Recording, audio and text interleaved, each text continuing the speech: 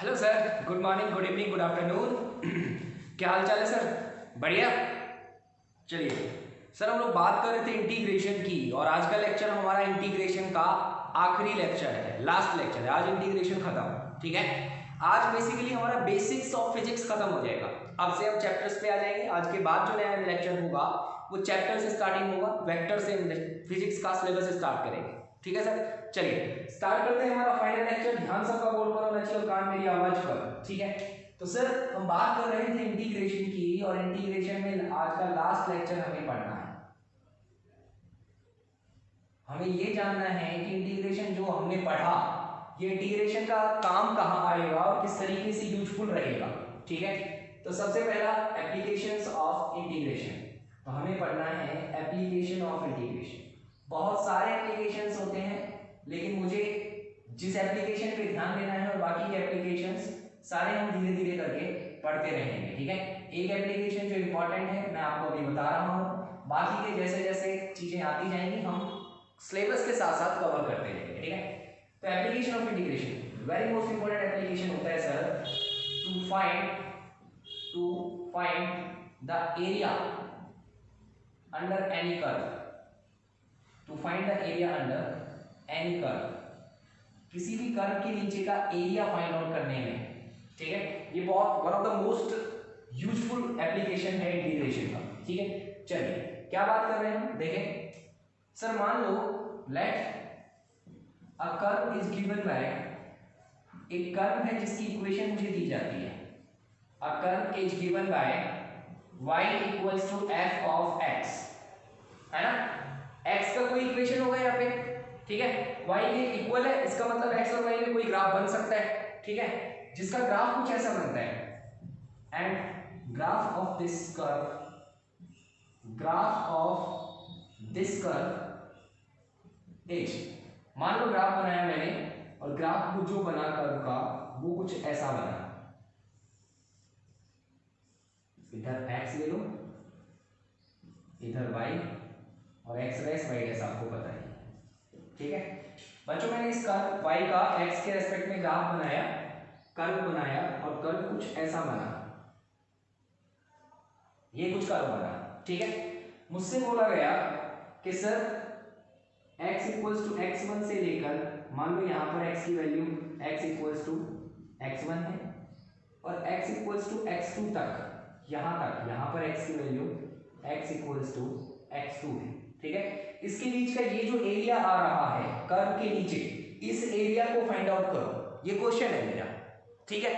Sir ध्यान से सुनना बच्चों, अगर ये कर्व ऐसा सीधा रहा होगा, लीनियर रहा होगा, तो लीनियर होकर ये एक रेक्टेंगल बनता है और रेक्टेंगल का एरिया निकालना मुझे आता है, लेंथ इनटू विड्थ करके एरिया आ जाता है, सिंपल सी बात है ना। लेकिन प्रॉब्लम ये हो गई कि बच्चा ये रेक्टेंगल नहीं है, ये लीनियर नहीं है, ये कर्व शेप में है ना। मुझे नहीं पता कौन सी, कोई फिक्स कर्व नहीं है, क्लियर। अब बच्चा तो कैसे निकालेंगे, इसका क्या होगा, क्या प्रोसेस रहेगा, ध्यान से देखते जाएं।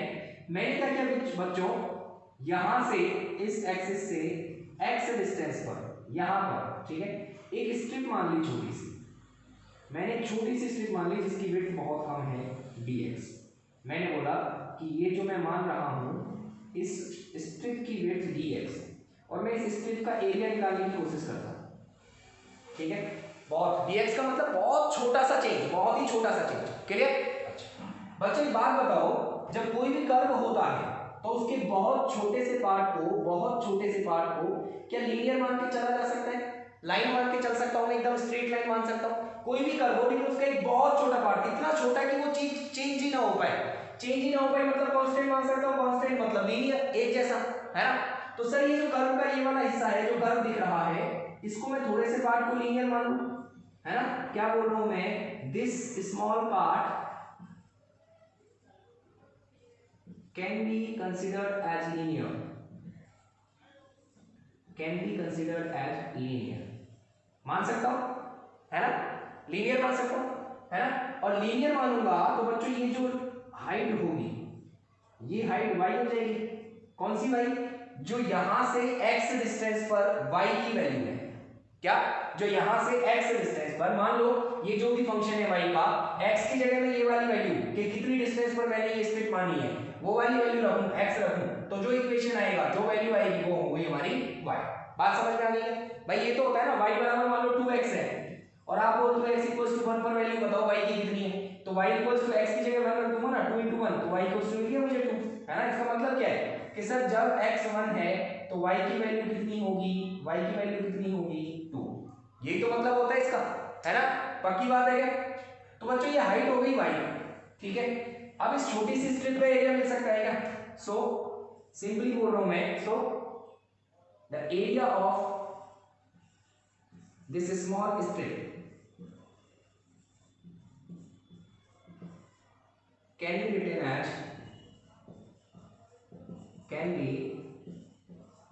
as बच्चों बहुत छोटी सी स्ट्रिप का एरिया है तो बहुत छोटा सा एरिया मतलब डी है, ठीक है। अब बच्चों अगर आप इसको लीनियर मान रहे हो तो क्या आपको ये रेक्टेंगल नजर आ रहा है, एक छोटा सा रेक्टेंगल नजर आ रहा है ना। इस रेक्टेंगल की लेंथ कितनी है y और विड्थ कितनी है dx, तो इस रेक्टेंगल का एरिया क्या लिख सकता हूं, y डॉट dx लिख सकता हूं क्या? पक्की बात है बच्चों, मुझे पूरा एरिया चाहिए तो ऐसी स्ट्रिप्स को जोड़ दूं, छोटी सी फिर बगल में छोटी फिर छोटी फिर छोटी फिर छोटी, तो यहां से लेकर सारी स्ट्रिप्स को जोड़ दूं क्या, है ना। जोड़ दूंगा तो पूरा एरिया बन जाएगा। क्या बोल रहा हूं मैं आपसे, integrate both the sides. Integration का मतलब भी तो वही होता है ना, सम करना। तो मैंने क्या किया, इस छोटे छोटे एरियाज को जोड़ दिया, इंटीग्रेट कर दिया, तो ये तो क्या बन जाएगा, डीए स्ट्रिप्स का एरिया क्या बन जाएगा, टोटल बड़ा एरिया, ठीक है। और इसका क्या हो गया, y डॉट dx का इंटीग्रेशन। सर कहां से कहां तक वैल्यू चाहिए आपको, x के रेस्पेक्ट में इंटीग्रेशन कर रहे हो तो x की लिमिट्स रहेगी, कहां से कहां तक, x1 से x2 तक, x1 से x2 तक। ये हो जाएगा इस पूरे का एरिया। मतलब आपको जिस भी कर्व का एरिया जिस भी रेस्पेक्ट में, जिस भी एक्सिस के रेस्पेक्ट में चाहिए, उस एक्सिस के रेस्पेक्ट में उसका इंटीग्रेशन कर दिया जाता है। बात समझ में आ गई क्या? बोलो, बात समझ में आ गई क्या? पक्की बात है क्या? चलिए जल्दी से बोर्ड पर जो भी चीजें लिखी हुई है इसे नोट करेंगे सर, वीडियो को पॉज करके। जल्दी से बोर्ड पर जो भी चीजें लिखी हुई है उसे नोट करेंगे।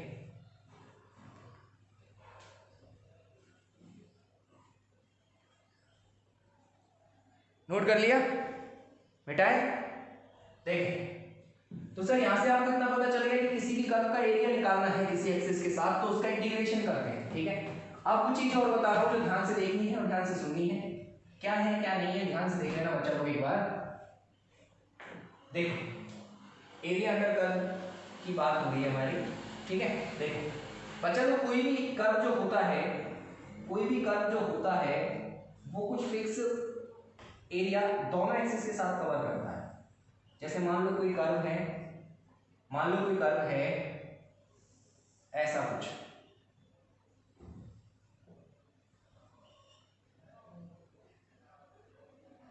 मान लो कुछ ऐसा कर्व है, ठीक है। इधर क्या है x, इधर क्या है y, ठीक है। और इस कर्व की इक्वेशन दी जाती है y equals to f of x, ठीक है। बच्चों एक बात बताओ, एक तो ये इक्वेशन भी उस कर्व की है, ठीक है, y in the terms of x, y in the terms of x, ऐसे लिख सकता हूं, है ना। इसको उल्टा भी तो लिख सकता हूं, x भी तो कुछ y का फंक्शन रहा होगा।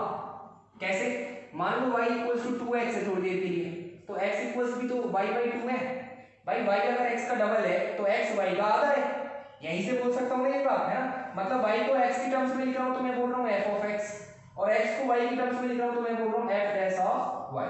बात समझ में आ गई क्या भाई? कोई भी इक्वेशन होती है वो y x का भी फंक्शन है, तो ऑब्वियस सी बात है x y का भी फंक्शन है। बात समझ में आ रही है क्या?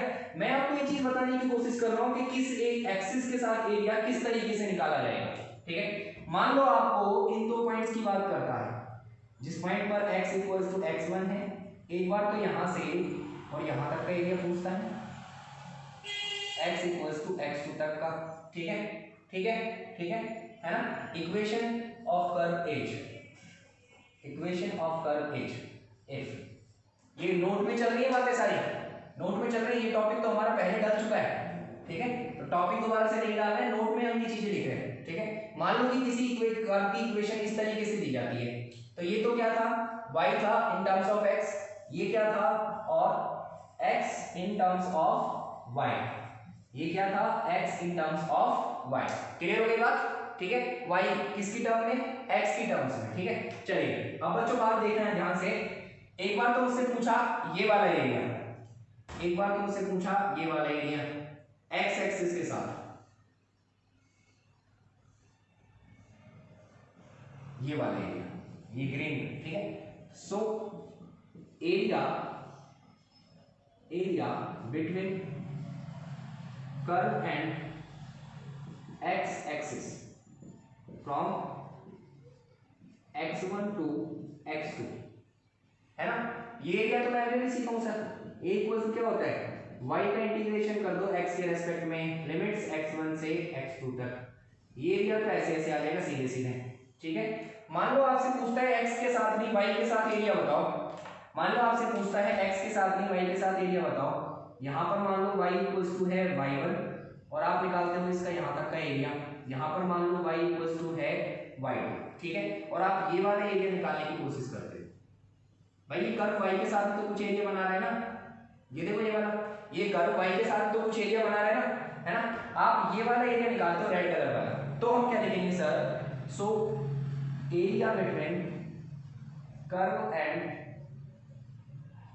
y axis from y1 to y2, ठीक है।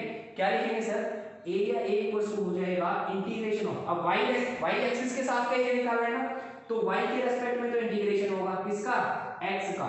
अब आप ये वाली टर्म लिखोगे f डैश ऑफ y, यहां पर बात समझ में आ रही है, x को y की टर्म्स में लिखोगे यहां पर, पहले y को x की टर्म्स में लिख रहे थे यहां पर, समझ गए ना।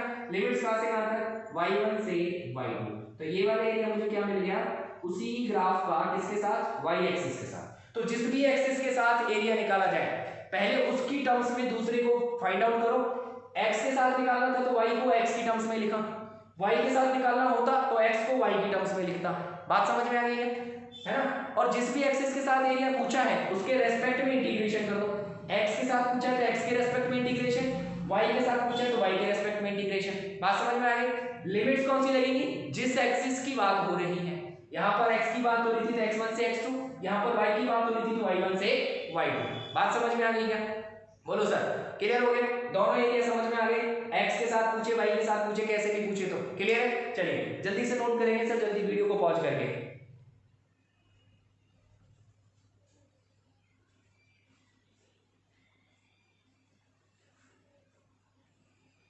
नोट कर लिया, मिटाएं। देखिए अब कुछ एग्जांपल्स और कुछ क्वेश्चंस देखते हैं सर इसके।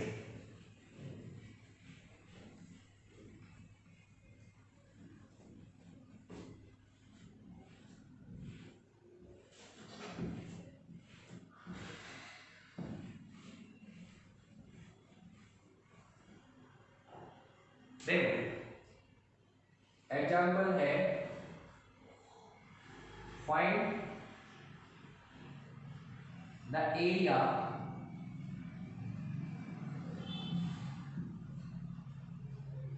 Of curve y equals to 4x square, y equals to 4x square, ठीक है। Find the area of curve y equals to 4x square, clear. ये मुझे निकालना है between first point x axis from x equals to 2 to x equals to 5, और second y axis from y equals to 1 to y equals to 4। ये question है मेरा, एक बार इस कर्व का एरिया x एक्सिस के साथ निकालना है 2 से 5 तक, एक बार इसी कर्व का एरिया 1 से 4 तक y एक्सिस के साथ निकालना है, ठीक है। दोनों को एक साथ लेकर के चल रहा हूं मैं, ध्यान से समझते जाना चीजें। यहां तो मैं x एक्सिस के साथ का एरिया निकालूंगा, है ना, curve and x axis, curve and x axis, ठीक है। डायग्राम बनाने की जरूरत नहीं है अगर आप ढंग से समझ चुके हो चीजों को तो। Curve and y axis, curve and y axis, ठीक है। यहां पर तो x एक्सिस के साथ का एरिया, यहां पर y एक्सिस के साथ का एरिया। सर x एक्सिस के साथ का एरिया निकालना है तो मुझे y चाहिए x की टर्म्स में, y चाहिए x की टर्म्स में, कितना है 4x स्क्वायर दिया है मुझे, ठीक है। और बच्चों अगर मैं इसको एक्सचेंज करूं y बराबर में 4x स्क्वायर, क्या लिख सकता हूं मैं, x स्क्वायर बराबर y अपॉन में 4, और क्या हो जाएगा x बराबर स्क्वायर रूट ले लो, अंडर रूट वाई अपॉन में 4, अंडर रूट वाई अपॉन में 4 लिख सकता हूँ, है ना। बच्चों y equals to 4x square, x equals to क्या हो गया यहाँ पे, x इक्वल्स टू हो गया स्क्वायर रूट y, 4 का स्क्वायर रूट 2, तो under root y by 2, under root y by 2, है ना। यहाँ पर y एक्सिस के साथ एरिया चाहिए तो x को y की टर्म्स में लिखो, ठीक है। फॉर्मूला क्या बोलता है सर, x एक्सिस के साथ का एरिया निकालना है तो a equals to integration of y dot ds, x के रेस्पेक्ट में इंटीग्रेशन और x की ही लिमिट्स, ठीक है। यहाँ पर ये फॉर्मूला क्या बोलता है सर, अगर y के साथ का एरिया चाहिए, ये तो x के साथ का एरिया ax, ये y के साथ का एरिया ay, अगर y के साथ एरिया चाहिए तो इंटीग्रेशन होता है x का किसके रेस्पेक्ट में, y के रेस्पेक्ट में, लिमिट्स y1 से a। बात समझ में आ गई क्या, बोलो। सिंपल है, जिस एक्सिस के साथ के एरिया की बात हो रही है उसके रेस्पेक्ट में इंटीग्रेशन होगा दूसरे का, जिसके रेस्पेक्ट में बात हो रही है उसके रेस्पेक्ट में इंटीग्रेशन दूसरे का, y के रेस्पेक्ट में इंटीग्रेशन किसका, x का, तो x को y की टर्म्स में लिखेंगे। क्लियर, चलिए अब तो बहुत आसान चीजें बच्चा लोग के सॉल्व हो गए, है ना। क्या हो जाएगा यहाँ से sir, ax equals to integration कहां से कहां तक, फ्रॉम 2 to 5 किसका, y का, y की वैल्यू क्या है 4x square dot dx।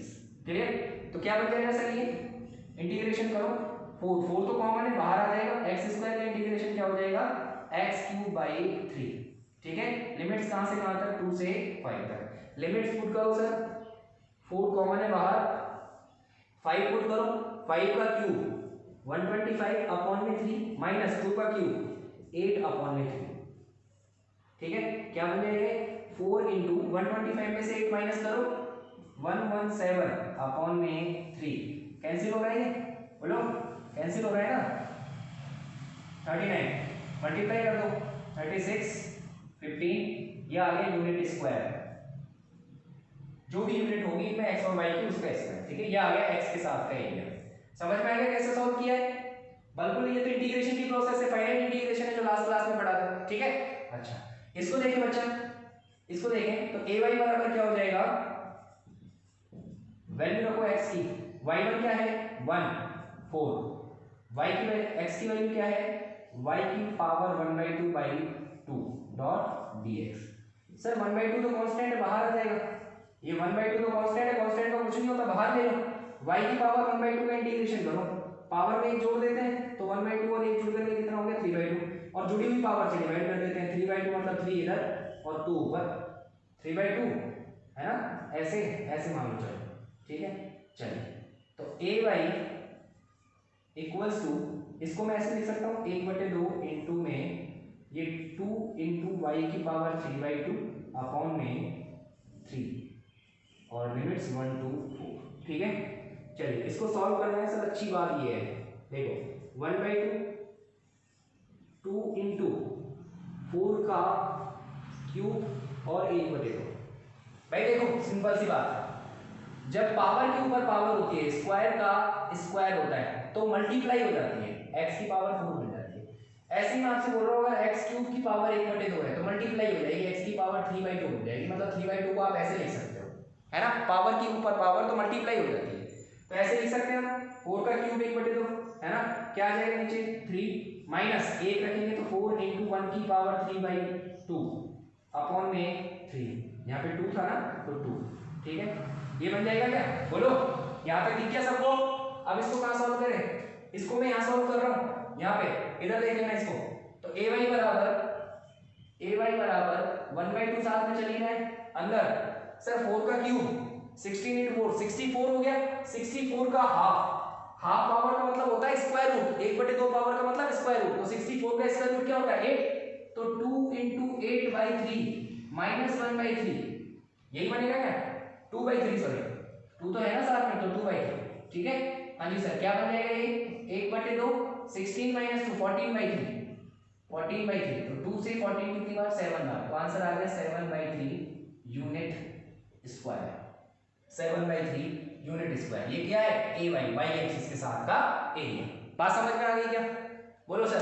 Simple है, बस ध्यान रखने वाली चीज क्या है, जिस एक्सिस के साथ एरिया निकालना है, एक्स के साथ निकालना है, तो x के रेस्पेक्ट में y का इंटीग्रेशन होगा, तो आपको y x की टर्म्स में चाहिए, क्लियर। और अगर y एक्सिस के साथ में एरिया निकालना है तो x का y के रेस्पेक्ट में इंटीग्रेशन होगा, मतलब आपको x y की टर्म्स में चाहिए। बात समझ में आ गई। और इधर उधर करना तो आप जानते ही हो, क्लियर है क्या सर बात, पक्की बात है। चलिए इस एग्जांपल को नोट करें जल्दी से वीडियो को पॉज करके, इस एग्जांपल को नोट करें जल्दी से वीडियो को पॉज करके, नोट करें सर।